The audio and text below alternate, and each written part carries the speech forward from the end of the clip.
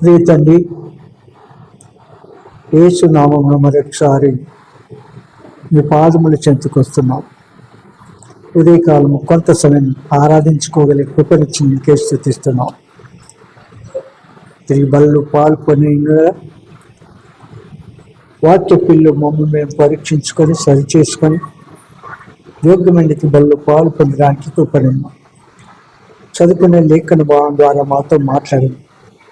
మీ నల్లని స్వరాన్ని వినిపించండి. వాక్యము వెల్లడి ఎదుగుతున్న వెలుగు మాలో తీసుకుని రండి. పాపికి రక్షణ, విశ్వాసకి ఎదుగుదల, ముందుకు నడిచే ప్రజలకు అధికమైనకు నడిపించు. మా సహవాసంతో దీవెనకరంగా చేయి. యేసు నామమున స్తుతించి ప్రార్థించి వేస్తున్నాము తండ్రి. మార్కు సువార్త 2వ అధ్యాయము 1 నుంచి 7 వచనాలు మార్చి చదువుకుందాం. కొన్ని దినములైన పిమ్మట ఆయన మరలా కపెర్నహూములోనికి వచ్చెను. ఆయన ఇంట ఉన్నాడని వినవచ్చినప్పుడు అనేకులు కూడా వచ్చిరి. వాకిటైనను వారికి స్థలము లేకపోయెను. ఆయన వారికి వాక్యము బోధించుచుండగా కొందరు పక్షవాయు గల ఒక మనిషిని నలుగురు చేత మోయించుకొని ఆయన యొద్దకు తీసుకొని వచ్చిరి. చాలా మంది కూడి ఉన్నందున వారాయన యొద్దకు చేరలేక ఆయన ఉన్న చోటికి పైగా ఇంటి కప్పు విప్పి బందు చేసి పక్షవాయువు గల వానిని పరుపుతోనే దింపిరి. వారి విశ్వాసం చూసి, కుమారుడా, నీ పాపములు క్షమింపబడి ఉన్నవని పక్షవాయు గలవానితో చెప్పాను. శాస్త్రులలో కొందరు అక్కడ కూర్చుండి యుండిరి. వారు, ఇతడు ఎందుకు చెప్పుచున్నాడు? దేవదూషణ చేయుచున్నాడు కదా. దేవుడు ఒక్కడే తప్ప పాపమును క్షమింపగలవాడెవడని తమ హృదయములలో ఆలోచించుకొనిరి. ఇది ఆయా సందర్భాల్లో మీకు తెలియచేస్తూ వచ్చాను.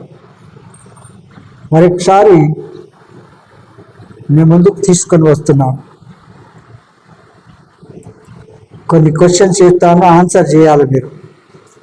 ఎందుకంటే ఇంతకుముందు చెప్పినాను కనుక. కొన్ని దినములైన పిమ్మట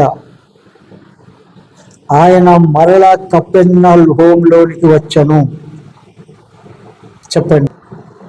కొన్ని దినములైన పిమ్మట ఆయన మరలా కపెర్నహూములోనికి వచ్చెను. మరలా కపెర్నహూములోనికి వచ్చెను అనే సంగతిని నీకు క్లారిఫై చేశాను. విన్నవారు చెప్పండి చూద్దాం. దూరిందా అంటే దూరింది కానీ తోక మిగిలింది అన్నట్టు ఉంది. దూరింది కానీ ఏమిది? తోక మిగిలింది. అంతేనా? ఏమక్క చెప్పండి.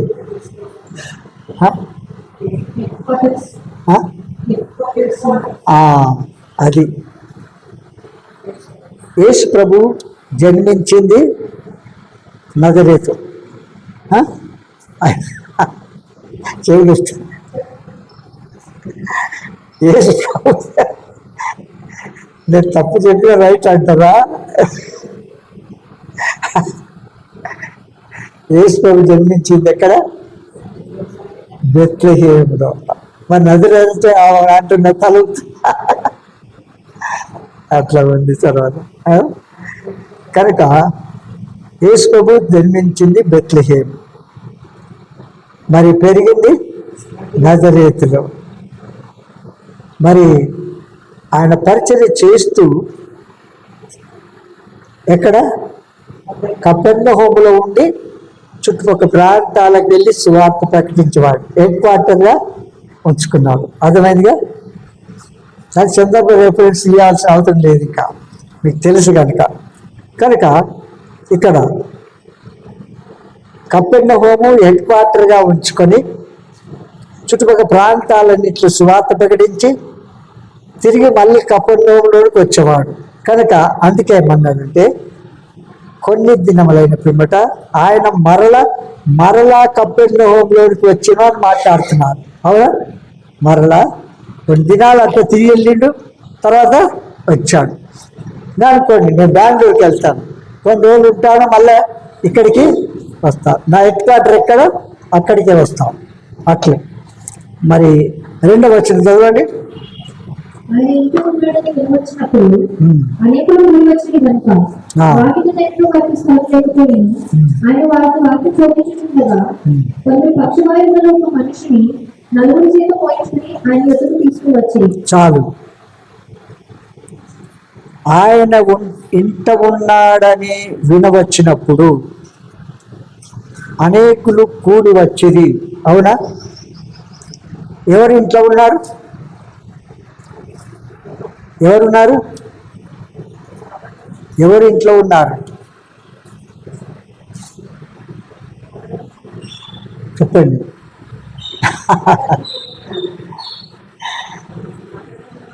యేసు ప్రభువే అమ్మా. ఆయన ఇంట ఉన్నాడనే సంగతి అర్థమైందా? ప్రభువే ఇంట్లో ఉన్నాడు. ఒక ఎవరి ఇల్లు కాదు, అక్కడ పేరు చెప్పలేదు.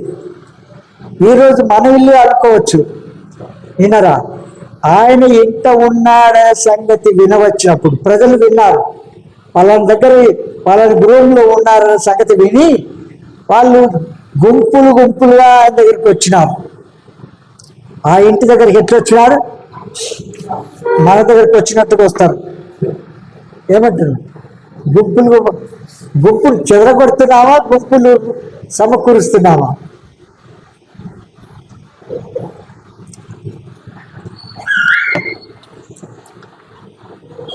అనేకులు కూడి వచ్చిరి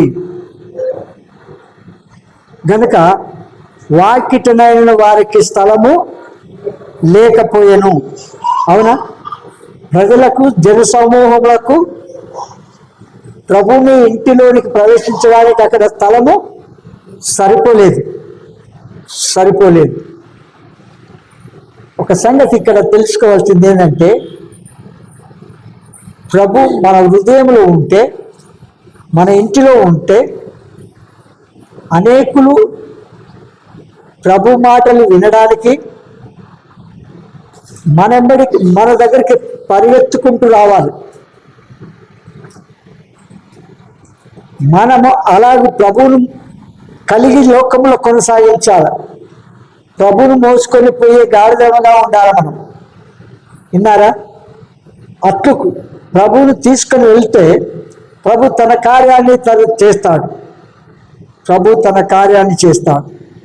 ఇప్పుడు ప్రభు ఏ ఇంటిలోనైతే ఉన్నాడో ఆ ఇల్లు అనేకులతో ఆకర్షింపబడిన రీతిగా ఈ దినాల్లో దేవుని పిల్లలముగా, పరిశుద్ధులముగా, స్వరక్తమిచ్చి కొనబడిన వారముగా, మారుమంచి పొందిన వారముగా మన ఇంటిలో ఎంతమంది ఉంటారు? మన ఇల్లు ఎంతమంది రాగలుగుతారు? మీటింగ్ ఉంది అని చెప్తే కూడా వస్తారా? ఎన్నో సాకులు చెప్తూ ఉంటారు. అనేకులను ఆకర్షించే గృహముగాను మన గృహము ఉండాలి. అనేకులను పరామర్శించే గృహముగా ఉండాలి. అనేకులకు ఆతిథ్యం ఇచ్చే గృహముగా ఉండాలి. అనేకులకు ప్రభువును చేర్చుకొని ప్రభు ద్వారా ఇతరులకు సువార్త ప్రకటించే గృహముగా ఉండాలి. మనము అనేకులు రక్షణ సువార్త అందించే గృహముగా ఉండాలి. అనేకులకు వెలుగు చూపించే గృహముగా ఉండాలి. ఆ ప్రభు ఉన్న ఇంట్లో వెలుగై ఉండెను. ఆ ప్రభు వెలుగు కనుక ఆ వెలుగు అందరికీ ప్రకాశింప చేయాలి. మన ఇల్లు, మన గృహం అలాగున్నట్లయితే ఇతరులను మరి ఏ రకంగా మనం ఆయన సమీపంలో ఉంటున్నాం, కొనసాగిస్తున్నాం? మన గృహం ఎలాగున్నది? మనం ఎలాగున్నాం? అనేకులు ఆకర్షింపబడుతున్నారా? అనేకులు చెదిరిపోతున్నారా? ప్రభు వాక్యానికి విరుద్ధంగా చేసేది అదే పని, సాతానుడు చేసే పని అది. కనుక ఎప్పుడైనా సరే మన గృహము ఎలా ఉంది? అనేకులు ఆకర్షించే గృహముగా, పరామర్శించే గృహముగా, ఆతిథ్యం ఇచ్చే గృహముగా, ఇంకా అనేకులకు ఆత్మీయ శరీర స్వస్థత కలిగే గృహముగా, అనేకులకు మరి వెలుగు చూపించే గృహముగా ఉండాలి. అనేకులకు రక్షణ సువార్త అందించే గృహముగా ఉండాలి అని మనము మన అవసరం తీర్చుకోవడానికి కాదు, లేని వాటిని ప్రశ్నించడం కాదు. ఈ లక్షణాలు మనలో లేవు అంటే, ప్రభు మనతో మాట్లాడుతున్నాడంటే ఏం చేయాలి? వెంటనే దాన్ని ఇంప్లిమెంట్ చేయాలి. వెంటనే ఆ ప్రకారం నేను సిద్ధపడతానంటే సంవత్సరాల కొద్ది వింటున్నాం కానీ ఆ రూపం వస్తుందా? మనము ఏ రూపంలో పెరుగుతున్నాము? మన ఆత్మీయత ఎలాగున్నది, ఆత్మీయ లక్షణాలు ఎలాగున్నాయి. ఈ గృహం అయితే అనేకులను ఆకర్షించే గృహం. ఎవరి గృహం? ఆ పేరు అక్కడ. ఈనాడు మన గృహం అనుకోవాలి, మనమే ఆయన ఇల్లు అనుకోవాలి. అలాగుంటున్నామా? అలాగే లేనట్లయితే మనం సిద్ధపడాలి. కనుక ఆయన ఇంట ఉన్నాడని వినవచ్చినప్పుడు అనేకులు కూడి వచ్చేది కనుక వాకిటనైనను వారికి స్థలం లేకపోయాను. అయితే ఒక సంగతి, ఆ ఇంటిలో ఉన్నప్పుడు ఆయన ఖాళీగా రోగులను బాగు చేయడమే కాదు, స్వార్థ ప్రకటించాడు. అందులో ఆయన వాక్యము బోధించుతుండగా, అవునా, అనేకులకు ఏం చేయాలి? మన ఇంటికి వచ్చినప్పుడు సువార్త ప్రకటించకుండా పంపద్దు. వారి కొరకు ప్రార్థన చేయాలి, వారిని ఇన్వైట్ చేయాలి. అది మన బాధ్యత. అంతేగాని నేను చెప్పింది చేయడం లేదు, అది దైవక్రమం కాదు. దైవక్రమం ఏదో అది దేవుడు మనకు అప్పగించిన పనులు నమ్మకంగా ఉండాలి. విశ్వాసులముగా, పరిశుద్ధులముగా రక్షింపబడిన మనము, ప్రార్థనా జీవితం కలిగిన మనం ఇతరులకు రక్షణ సువార్త అనుదినం ఒక్క దినమైనా ఒక్కరికి చెప్పాలి. సువార్త ఏ రక పత్రికలను ఇవ్వాలా? ఎందుకు? వాళ్ళు నశించిపోవడం నీకు ఇష్టమా? చెప్పండి. ప్రభు అందరి కొరకు ప్రాణం పెట్టాడు, పాపులందరి కొరకు. మనం రక్షించిన ప్రభు మనం ఇతరులకు సువార్త చెప్పకపోతే ఎట్లు రక్షింపబడతారు? ఎట్లు మారు మంచి పొందుతారా?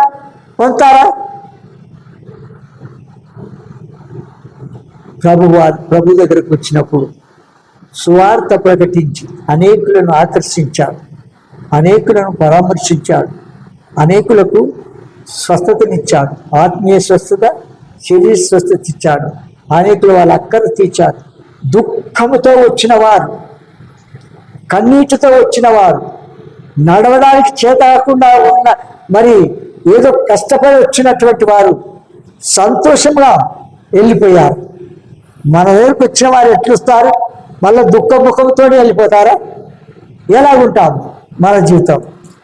3వ వచనంలో, కొందరు పక్షవాయువు గల ఒక మనిషిని నలుగురు చేత మోయించుకొని ఆయన యొద్దకు తీసుకొని వచ్చింది.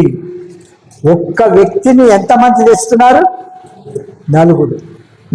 ఈ నలుగురు విశ్వాసులు. ఎవరు విశ్వాసులు? మనం ఒక్కరు తీసుకురానా? నా ఒక్కరితో అయితే లేదు, నలుగురు కలిసి వెళ్దాం మా కుటుంబం అనుకుంటారా? వెళ్తారా? అట్లే వెళ్తారా? ఒక్కరం వెళ్ళము, నలుగురు వెళ్ళారు. ఏమంటున్నా? వీళ్ళు తమకు, ఈ నలుగురు విశ్వాసులు వారు ఉద్యోగం చేసేవాళ్ళు, వారు జాబ్ చేసేవాళ్ళు. ఈ పక్షవాయువు కలిగిన వాడు బాధపడుతుంటే వాడు చూస్తూ వచ్చినాడు. చాలా కాలం నుంచి ఈ రోగం వెంటనే బాధపడే రోగం కాదది.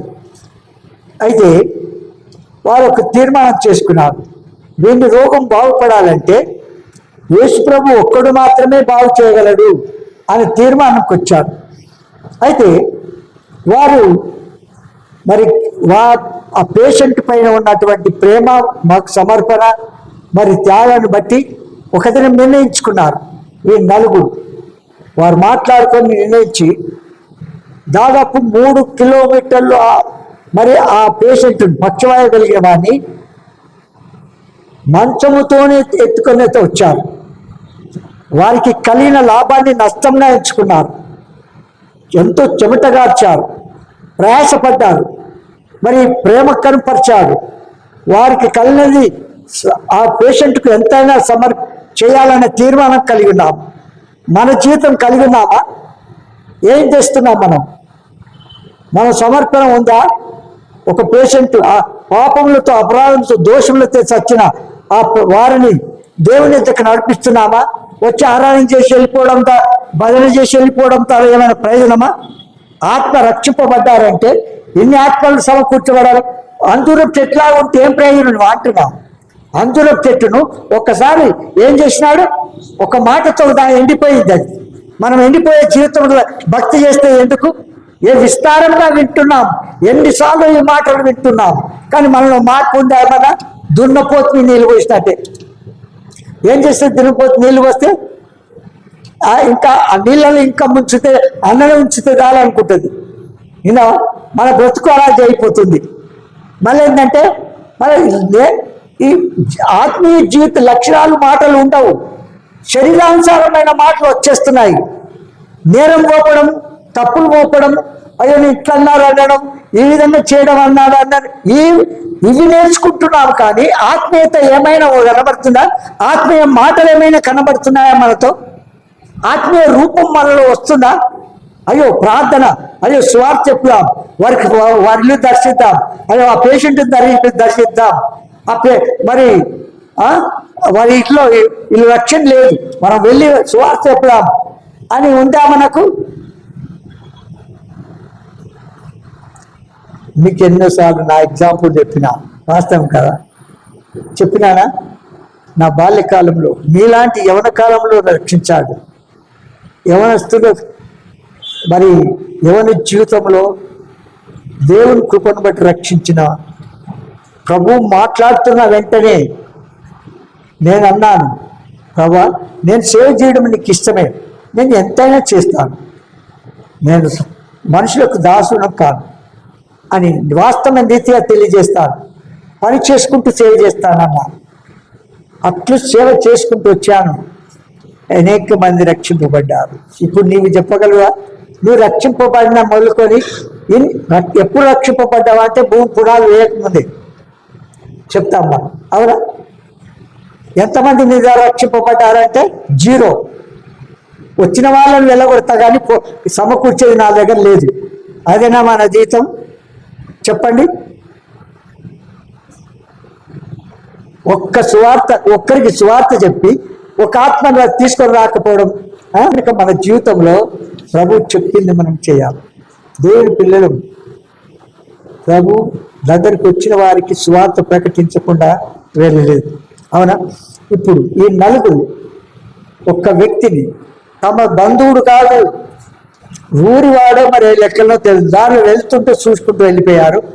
ఆయన బాగా కష్టము మరి చూసి ఒక దినం ప్రభు దగ్గరికి ఎన్ని కిలోమీటర్లు? దాదాపు 3 కిలోమీటర్ల దూరం మోసుకొచ్చాడు. మనం ఇక్కడ నుంచి ఇక్కడ ఆ కార్నర్ దగ్గర కూడా మోసుకొని ఆటో కావాలి మనకు. ఏమైనా ఆటో బుక్ చేయండి, లేకపోతే మోటార్ సైకిల్ బుక్ చేయండి, లేకపోతే కార్ బుక్ చేయండి. ఏమంటాం? ఈ రోజుల్లో ఇంత సౌకర్యం ఉండి కూడా మనం ఎంత సేవ చేస్తున్నాం, ఎన్ని ఆత్మలు రక్షిస్తున్నాం, ఎన్ని ప్రభువులు దగ్గర తీసుకొని వస్తున్నాం. రోగమును బాగు చేసేవాళ్ళు కాదు వీళ్ళు నలుగురు, అవునా? ఈ పక్షవాయువు కలిగిన వాడిని బాగు చేసేవాళ్ళ వీళ్ళు కాదు. ఆ పేషెంట్ను ప్రభువు దగ్గర తీసుకొస్తున్నారు. రక్షణ మారుమనసు లేనటువంటి ప్రజలను ఏం చేయాలా? వచ్చి చూడండి, మందుల వాక్యం ఎట్లు మర్చుకుంటే ఉండండి, లేదంటే వెళ్ళిపోండి. ఆ మాట చెప్పలేమో మనం? ఒకసారి 2 సార్లు ఒక ఆత్మ వెంటనే వస్తుంది, రెండోసారి వస్తా, ఒకసారి చాలాసార్లు అది చేయాలి. ఒక ఆత్మ కొరకు కొన్ని భక్సింగ్ గారు 35 సంవత్సరాలు ప్రార్థన చేసిండట. ఎన్ని సంవత్సరాలు? మనమైతే కొన్ని రోజులు చేస్తాం, మానేసుకుంటాం. కనుక ఈ నలుగురు మోసుకొని వచ్చిన రీతిగా దేవుని పిల్లలుగా అనేకులను తీసుకొని రావాలా దేవుని ఇంటికి. వాళ్ళు క్రీస్తు ప్రేమను కనపరిచినారు. వారికి కలిగిన నష్టాన్ని లాభాన్ని నష్టంగా ఎంచుకున్నారు. తమ సెలవు లేకపోయినా లాస్ అయినా ఈ పేషెంట్ని ఏ విధంగా బాగు చేయించాలన్న తీర్మానానికి వచ్చారు. విన్నారా? అంటే ఈ పేషెంట్ నలుగురు మోసుకొని వచ్చినారు అని అంటే దాదాపు ఎట్లుంటాడు? గొల్యాతులాగా ఉంటాడు, అవునా?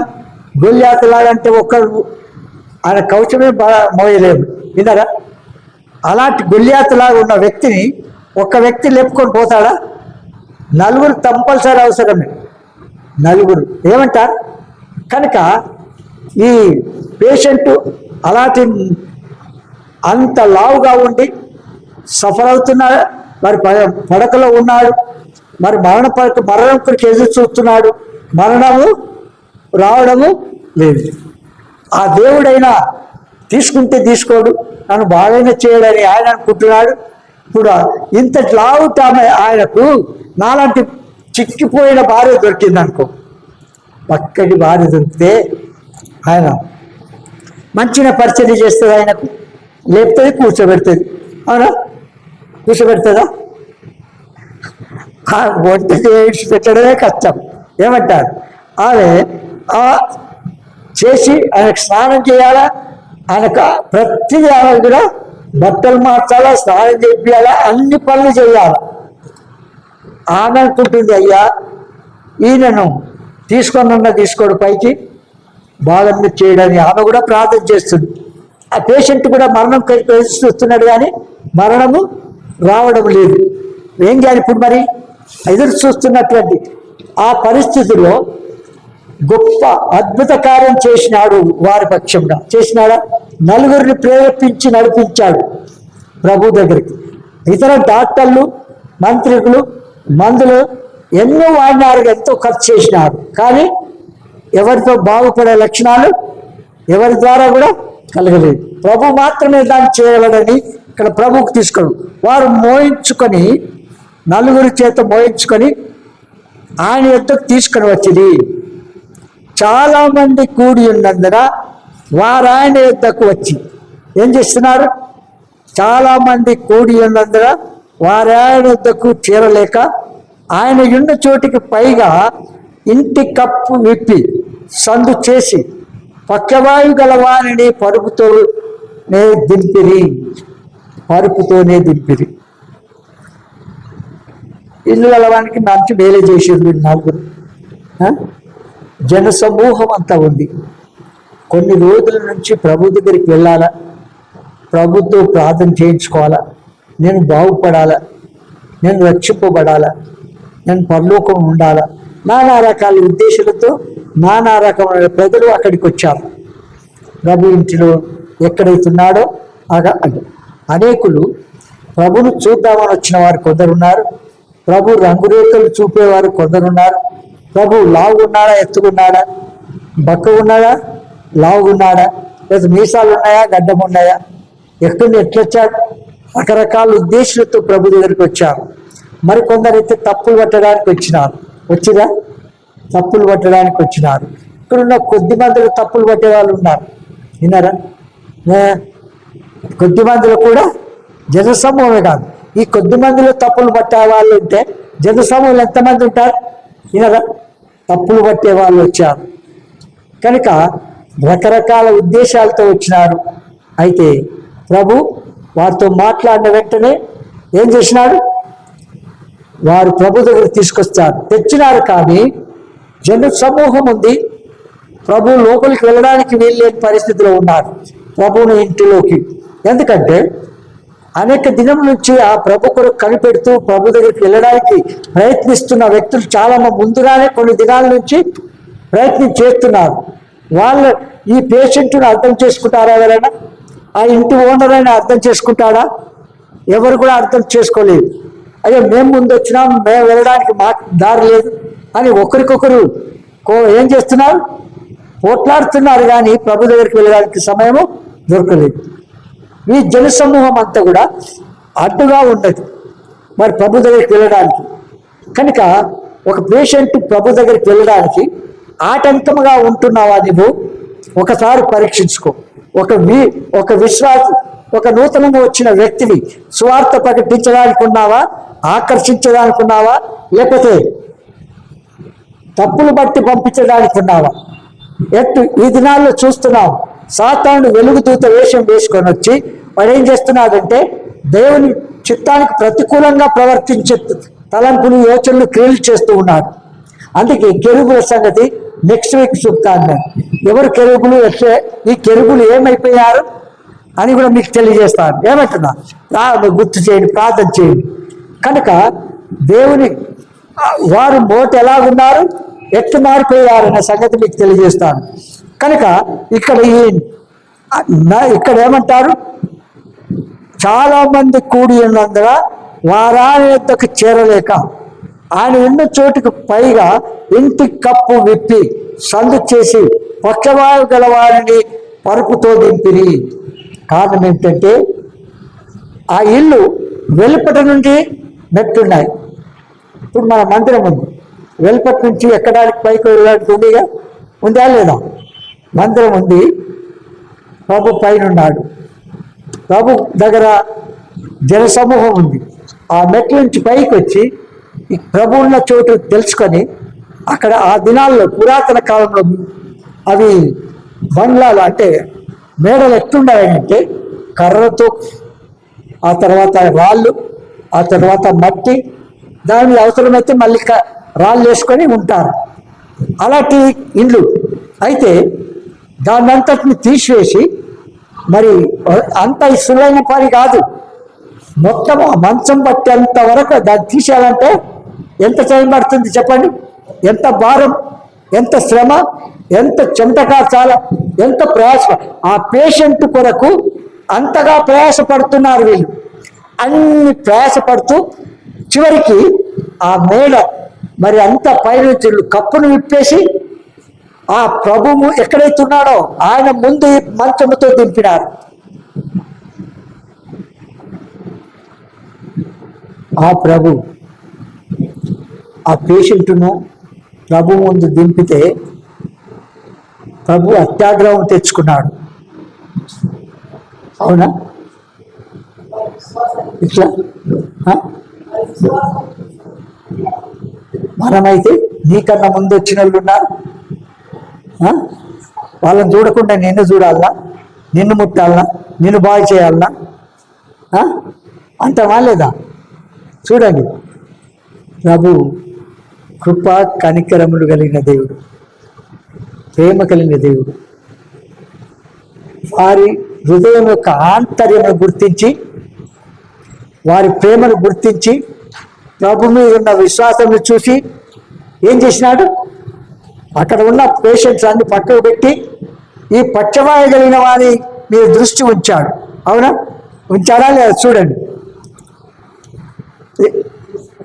యేసు వారి విశ్వాసము చూసి, చూసావా, మంచముతో దింపినారు అంటే ప్రభు మీద ఎంత విశ్వాసం ఉండాలా? ఎంత నష్టమైనా సరే ఈ పేషెంట్ను బాగు చేయాలి, పేషెంట్ బ్రతికించాలి. మనకుందా? మన జీవితం ఒకరు నశించిపోతున్నారు. త్రాగుడు అలవాటు ఉంది, సినిమా అలవాటు ఉంది, డ్రామా అలవాటు ఉన్నాయి. అలాంటి వ్యక్తిని ప్రభు దగ్గరికి నడిపించినప్పుడు ఏం చేయాలి? ప్రభు దగ్గర నడిపించాలంటే ఏం చేయాలి? మనం విసుగకుండా వెళ్తాడా? విసుగకుండా వారిని సువార్త ప్రకటించాలి, వారిని దేవుని ఇంటికి నడిపించాలి. ఈ మందిరంకు రావడం చాలు, అంతే, మేము వెళ్ళిపోవడం మన పనులు. ఒక్కరైనా దేవుని పని చేస్తారా? ఒక్క విశ్వాసి సువార్త ప్రకటిస్తున్నారా? సువార్త ప్రకటించి ఆ విశ్వాసం దేవుని ఇంటికి నడిపిస్తున్నారా? వచ్చిన వారిని వెళ్ళగొట్టడానికి ఉన్నారు, రిమార్క్స్ పాయింట్అవుట్ చేస్తూ చూపిస్తారు. ఆ రిమార్క్స్ చెప్పే మనం వారికంటే శ్రేష్ఠమా అనుకుంటామా? శిష్యుల మీద చాలా మంది నేరం మోపుతూ వచ్చినారు. ప్రభు అన్నాడు ఒక దినం, మీకంటే యోగ్యులు వారు అన్నాడు. విన్నారా? మీకంటే యోగ్యులు అన్నాడు, సాక్ష్యం ఇచ్చాడు శిష్యుల విషయంలో. కనుక మన జీవితంలో మనం ఎలా ఉంటున్నాం? ఇక్కడ వారి విశ్వాసమును చూచి, ఎవరి విశ్వాసము? వారి విశ్వాసమును చూచి ఏం చేసినాడు? కుమారుడా, నీ పాపములు క్షమింపబడి ఉన్నవి అన్నాడు. అయ్యో ప్రభా, పాపలు క్షమించినా క్షమింపకపోయినా ముందు రోగం అయితే బాగా చేయ అనుకుంటాం మనం. కొన ప్రాణంతో ఉంటే ఏమనుకుంటాం? అయ్యో పాపాలు అయితే క్షమించి పర్వాలేదు, కానీ రోగం బాగుపడకపోతే ఏమో చెప్పండి. మేము ఈ రోగం బాగుపడుతుందని పరిగెత్తుకుంటూ వచ్చామా? కనుక మరేం అప్పుడు ఏమనుకున్నాడు? ప్రభు ఎందుకు ముందు పాపాలు క్షమించాడు? ఈ ఆత్మ మనకు శరీర బలహీనతలు ఉంటాయి. ఒక రోగం కాదని ఇంకో రోగం ఆటోమేటిక్గా వస్తున్నారా? వస్తుంది. కనుక రోగం లేకుండా ఎవరు కూడా సావరు, ఎవరో ఒకరు అనుకోకుండా చెప్పలేము. అయితే సంగతి ఏంటంటే, వారు ప్రభు దగ్గరికి రాగానే మొదట పాపములు క్షమించాడు. ఎందుకు క్షమించాడంటే పాపిని ప్రేమించాడు, పాపికి సువార్త అందించాడు, పాపములు క్షమించాడు. తర్వాత ఎందుకు పాపాలు క్షమించాడు చెప్పండి? ఈయన స్వస్థత దొరుకుతుంది, బాగుపడతాడు. ప్రభు దగ్గర దుఃఖంతో వచ్చిన ఈయన సంతోషం వెళ్ళిపోతాడు. అయితే సంగతి ఏంటంటే ఈ వ్యక్తి మళ్ళీ ఇంటికి వెళ్ళిన తర్వాత ఈయన ఆత్మ పాప క్షమాపణ పొందితే మళ్ళీ ఇంకేదైనా రోగం వచ్చి చనిపోతే ఆయన ఆత్మ ఎక్కడ ఉంటుంది? పరలోకంలో ఉండాలి. అది కావాలా దేవుని ఉద్దేశం. నాటోకుండా పరదేశంలో ఉంది అన్నాడు కుడివైపున్న శిలువ. అట్టు ప్రతి ఒక్క పాపి పరలోకం ఉండాలని దేవుని యొక్క ఇష్టం. అందుకే ఆయన ప్రాణం ఇవ్వడానికి కూడా వెనుకాడలేదు, ప్రాణం పెట్టడానికి వెనుకాడలేదు. నేరాలు నెప్పాలు వేసినారు, వాడు వీడు అన్నారు, మనం సహిస్తావా? ఆ ప్రభు సహించాడు. ఉమ్మి వేసినారు, సహిస్తావా? ఈ గుడి వాళ్ళ మొక్కమే చూడండి, ఆ సేవకు మొక్కం మందిరం నువ్వు దగ్గరికి రాని అంటారు కదా. చూడండి మన విశ్వాసం ఎంత ఉంది చూడండి, మన ఆత్మీయత ఎంతగా ఉన్నది చూడండి. దీన్ని బట్టి ప్రభు సహించినాడు కనుక మనం సహించేది మనకు లేదు. అసలు ఒక మాట అంటే 10 మాటలని ఏం చేసి తప్పించుకొని తిరుగుతూ ఉంటాం. ఇక్కడ అక్కడ గాలిలో పటం తిరుగుతుంది చూడు, అట్లా తిరుగుతుంటాం. ఒక స్థానిక సంఘం అనేది ఉండదు మనకు. విన్నారా? మన జీవితంలో దేవుని వాక్యాన్ని పోల్చుకొని జీవించడానికి మనం ఎంత ఎత్తు మారిపోతే ఆత్మీయత దిగదారిపోయి శరీరం పనిచేస్తున్నది లోకంలో. శరీరం యొక్క మాటలు, ఊహలు, తలంపులు, క్రియలు, ఆత్మీయత ఏమాత్రము లేనటువంటి పరిస్థితి. చాలా దుఃఖకరం. వారి విశ్వాసం నీ పాపము క్షమింపబడి ఉన్నవి అంటే పాపం ఈ పేషెంట్ మరొక పేరు ఏ రోగం వచ్చినా నీ ఆత్మ పరలోకంలో ఉండడానికి ముందు పాప క్షమాపణ అవసరం. నీవు మారుమర్చి పొందావా? పాప క్షమాపణ పొందినావా? నీ పాప మరి పశ్చాత్తాప పొందావా? విస్తారంగా వాక్యం వింటున్నావు, ప్రభు నీతో మాట్లాడుతున్నాడని గ్రహిస్తున్నావు, కానీ తీర్మానాన్ని పొడిగిస్తున్నావు, వాదాలు వేస్తున్నావు, ప్రభు నాకు కాదన్నట్టుగా ప్రవర్తిస్తున్నావు. ప్రభు నీ పట్ల ఉన్న ప్రేమను కనపరుస్తూ ఉన్నప్పుడు మారు మనసు పొందడానికి ఎంత అవసరం చెప్పండి? ఎంత అవసరం? మీకు ఒక ఎగ్జాంపుల్ చెప్తాను. ఈ బైబిల్ కవరు నల్లగా ఉంది, అవునా? నల్లగా ఉందిగా, బైబిల్ కవరు నల్లగా ఉంది. ఈ కుడి చెయ్యి యేసు ప్రభు, కుడి చెయ్యి ఎవరు? యేసు ప్రభు. మీ కుడి చెయ్యి యేసు ప్రభు అనుకోనండి, ఎడమ చెయ్యి నీవు, నేను, మనం. ఏమంటున్నాం? ఇప్పుడు మందిరానికి వచ్చినాం. ఎట్లా వచ్చినాం? బైబిల్ వెంట పెట్టుకొని. అంటే ఎక్కడ ఉంది? ఏ చేతిలో ఉంది? మన పాపాలు మనం మోసుకొని వచ్చాం ప్రభు దగ్గరికి. ఏమంటారు? నల్లగా ఉంది కనుక పాపానికి పోల్చినాం. అదే స్థితిలో ప్రభు దగ్గరికి వచ్చిన వాళ్ళు ప్రభు సువార్త ప్రకటించాడు. పక్షవాయు కలిగిన వారికి బాగు చేసి సువార్త ప్రకటించి మరి పాపాలు క్షమించడానికి కారణము ఆయన ప్రభు నమ్మినాడు, విశ్వసించాడు. ఆయన దేవుడని, రక్షకుడని, ప్రభు అని, నా పాపాల గురించి చనిపోయి తిరిగి లేచాడని, రక్తమంతా కార్చినాడని నమ్మినాడు. నమ్ముట ద్వారా పాపికి సువార్త ప్రకటించిన పాపికి పాపాల ముందు క్షమించాడు. నువ్వు నమ్ముతున్నానని చెప్పుకుంటున్నావు, కానీ మారుమంచు పొందడం లేదు, పశ్చాత్తాపడడం లేదు, వాయిదాలు వేసుకుంటూ వెళ్ళిపోతున్నావు, తీర్మానాన్ని పొడిగిస్తూ వస్తున్నావు. నీ పాపాలు నీ చేతిలో పట్టుకొని మళ్ళీ వెళ్ళిపోతున్నావు. కానీ ఆ పాపాలు ప్రభు చేతులకి ఇస్తున్నావా? ప్రభుకి అప్పగించడానికి ఎంత టైం పట్టింది?